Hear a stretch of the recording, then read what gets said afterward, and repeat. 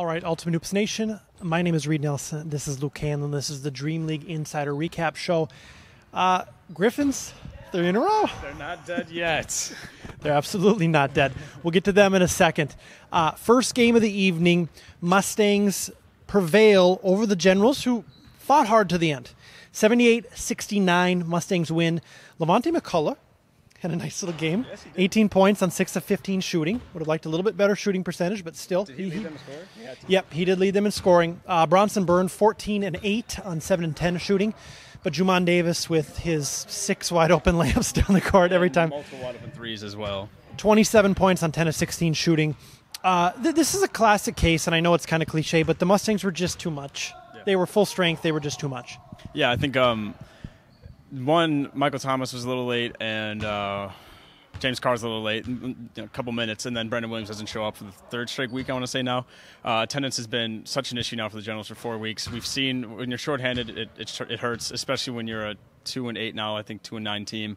You can't win games like that, especially when you're going up against the Mustangs, who have so many weapons, and Juman made them pay for it by any turnover they had. That he was running on the floor, and Michael was finding him, Dustin was finding him. He was open for three multiple times. They forget about him, and he's going to make you pay. That win the Generals had against the Pilots was about a month ago. It might as well have been a year ago. Yeah, because they haven't won since. Now, the Generals, listen, they can potentially trade Brandon Williams for a draft pick, in next season's draft, which is something that we'll talk about a lot during the podcast on Thursday. So, Mustangs go to, and I should have looked at this beforehand, 7-4? 7-3. They only have 3 losses? Well, they lost to the Pilots. They lost to the Griffins. They lost to the Polars. Yeah. So they're 7-3. The Pilots also fall to 7-3 tonight. They clawed back though. They were down 15 plus. At one point, it was 39-22. Could have been worse than that. I don't think it ever got to 20, but it was close. And they got it down to 4 or 5. Do you remember? I think it was 5, but somebody on the Pilots said 4. Peyton told me 4, but I remember specifically when Tony DeBauer got fouled by Peyton, it was 5. He made 2 free throws to make it 7, 2 or 3, so it was fine. So, Allen Earl, 3 threes in a row. That's big shots. Big shots. But listen, 18-2. Now, if I were to say, well, I just checked out the stats. It was 18. Now, if I were to say 18-2, the Knights won this battle. What would you think? Like, what's the most maybe they made 18 threes? Yeah, I'd say maybe they made 18 free throws and the other team made 2. They just didn't get to the line at all. I mean, it's almost anything you say that is inconceivable, but I know where you're going with this, and be ready. Turnovers, maybe? It was offensive rebounds. The Knights out-rebounded the Pilots 18-2 on the offensive boards, including a four-pack for Antoine Lynch that included 3 misses, and then finally he gets it on the and one. Yes. So technically 3 misses, or I guess it would be 4 misses because it was miss, make, he was 1 of 5 on that trip. And the one he made was the one he got fouled on. So that was a really just FU to the Pilots. Guess how many rebounds Antoine Lynch had tonight? It's a new Dream League record. I know he had 10 offensive, so I'm going to go ahead and say he got 21. New Dream League record of 18 rebounds tonight. So DeJuan Grant with a very quiet 20 points. I wouldn't have guessed that. After you called him overrated. I didn't say he was overrated. I said that the Griffins won that trade, which they did. The Griffins won the trade. I'll say it. We'll talk about that more on Thursday. Like I said, I think DeJuan came up big later in the game. I think he was the biggest spark to them coming back. I mean, Allen had the big threes, and that was what got him into that single-digit range. But DeJuan helped just chip into the big lead to make it manageable from that point. I'm not saying DeJuan is bad or the Pilots wouldn't make that trade again. I'm just saying that the Griffins won the trade. That's all, and I stand by that. 1,000%. Griffins win 67-62. They got out quick. Maybe 12, 14-point lead to start. Mm-hmm. Yeah, I think it was probably the biggest it got was maybe 11, 10, 11, 12, somewhere around there. So, listen, this is a team without a general manager, essentially. Casey hasn't been here for a while, even though he made that brilliant trade. But they're subbing in like they should be. They're cheering on each other for the most part. They are a team. I got to say, so when they were 0-7, it was not even. There's no question they were the worst team, and they looked like it when they played. They were down on each other. They blamed each other a lot, and now they're the most positive team. Tonight, there was no question who was out there cheering on their teammates enough, encouraging their teammates. It was brilliant. I mean, Josh has been doing that, but it's the whole team. Josh leads that kind of with his morale, and then all the players rally around it, and that's how you win basketball games. At least it helps. So I forgot to mention one thing about tonight's Pilots game. I have to get back to that. Just poor work here. I'm not a professional. They were down 5. Tony DeBoer took a 3, missed it, and Peyton Dixon comes in and goes across the wrist and fouls him. And then that was it. That was the end of the game. And without that foul, and they only had 6 guys. Seth Yonker was gone, but without that foul, they were trending upwards. They had all the momentum, and that really just dug them. So I don't need any. I mean, I guess if you had any thoughts on that. But. Well, I mean, it was just a bad foul by Peyton. He told me after the game. It's just what happens. He swung his hand a little bit instead of keeping it straight up. I told you knew it. It was obvious. Right when that happened, it looked like all momentum was gone for the Pilots. That's a brutal thing. Even though they only made 2 or 3, that's 2 more points and an extra possession kind of gave up. The thing is let's be real here. You're not going to block that shot. No. Like you're not coming in from the side. Like the ball was at the rim already. For the most part. So. Yeah. So okay, back to the Griffins. They win. Total team effort. I haven't seen the stats yet, but. Mobley missed a lot of threes, which he tends to do. We got a bang from the back there from Joshua. True leader on that team right there. Wells played well. Warbleski played well. Arthur Frazier played well. It was just total team effort tonight. Yeah, I don't know exactly. I know Mobley missed at least 4, maybe 5 threes. Made 2 of them. I'm pretty sure about that. For the stats guys, I can't say anything for sure. I don't know, but.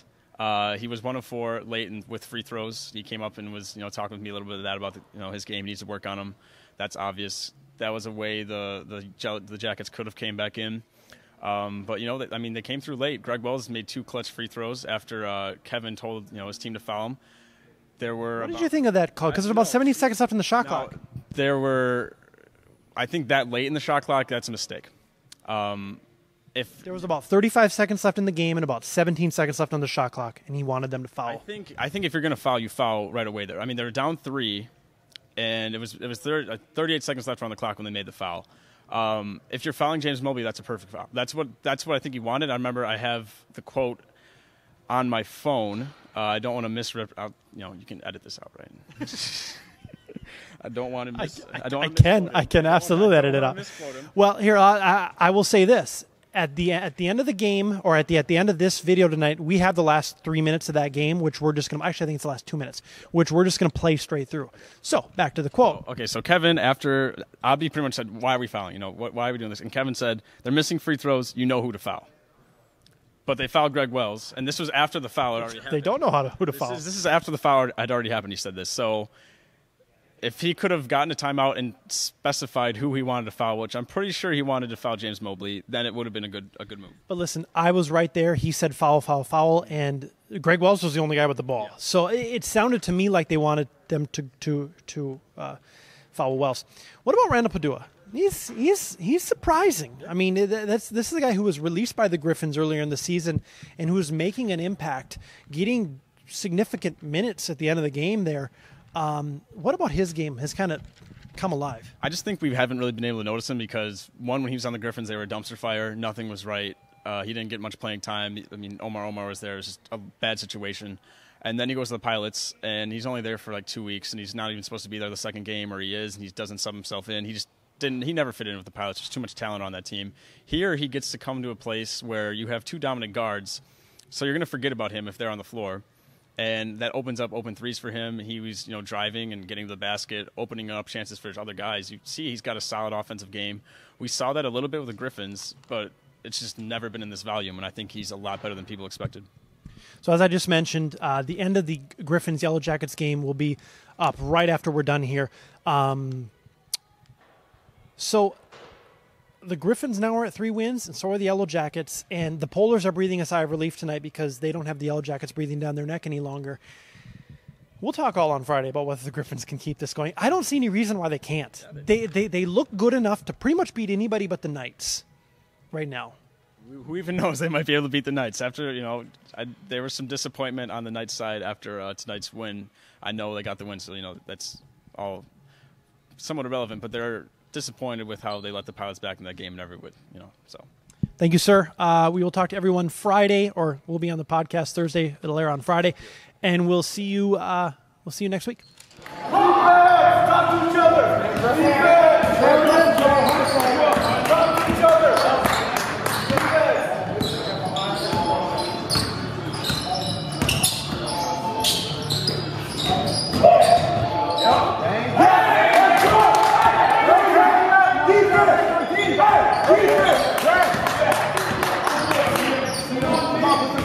Let's go.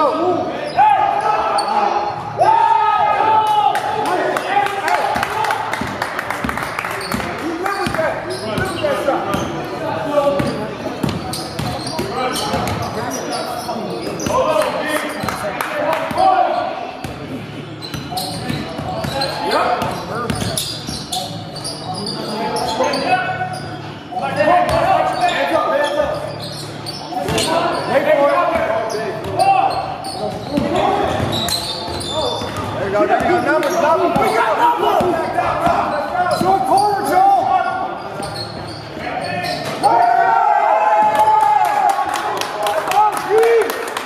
Defense. No three. Make it drop.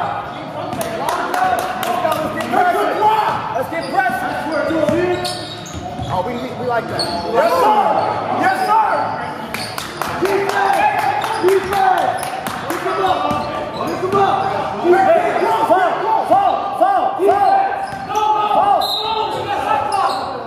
Follow him. 30-second shot clock. 36 seconds. Yeah, 55 seconds. Now just reset. On the clock. Hey. How many teams is it? Go for the ball. They're missing free throws. 18. Go for the ball. Go for the ball. That's what I said. You're doing depth, man. It's lovely. Should be 1-on-1.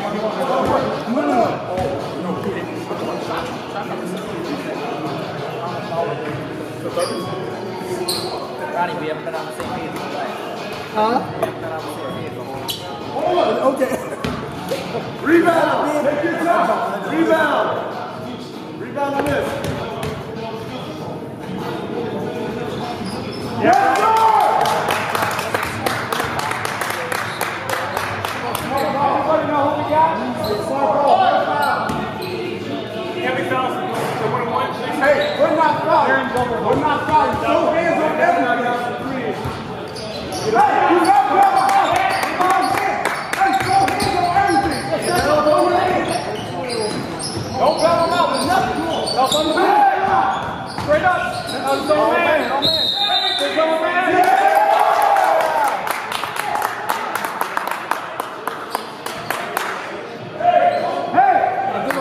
Hey, no! Don't take the ball out, James! Take the ball out! Defense! There we go! Defense! You defense! Take that ball! Take that ball! Yes, sir! Hey, James!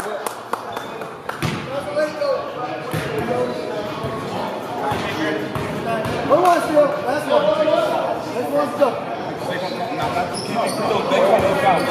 You got to take the ball. You can't make free throws. Just take the ball out.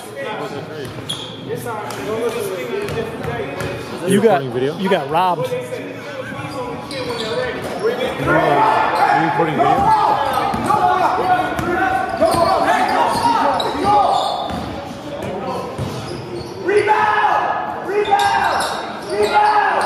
Oh, follow him. What? No. It makes it very difficult. It kind of depends on how the poll is, if they continue to struggle or not.